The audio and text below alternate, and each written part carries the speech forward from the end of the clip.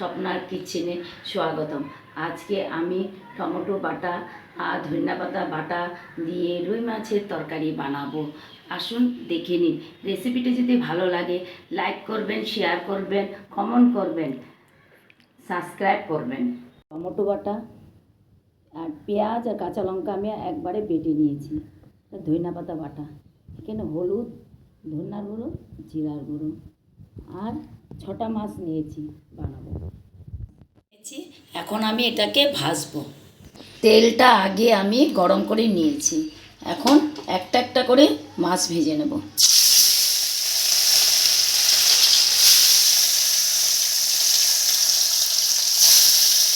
মাছটা ভাজা হয়েছে, এখন আমি উঠিয়ে নেব। দেখুন, এই রেসিপিটা একবার বানিয়ে খেয়ে দেখবেন।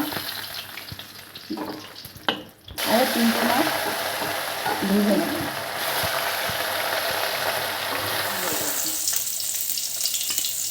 এখন আমি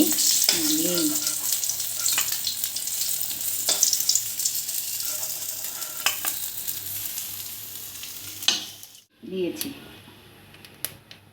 পেঁয়াজ বাটা আর লঙ্কা বাটা।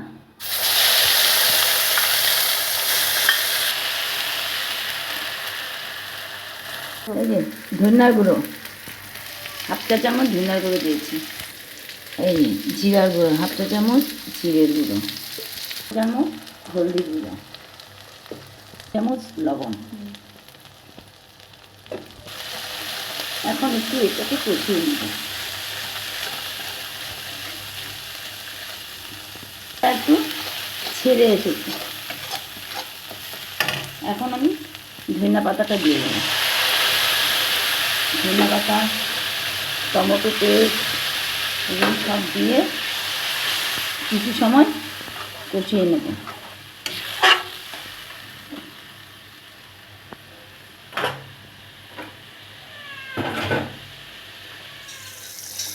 এখন আমি মাছটা দিয়ে দেব।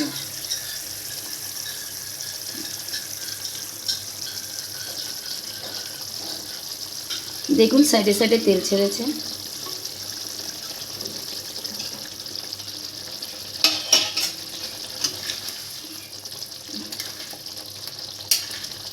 বেশি ঝোল দেব না,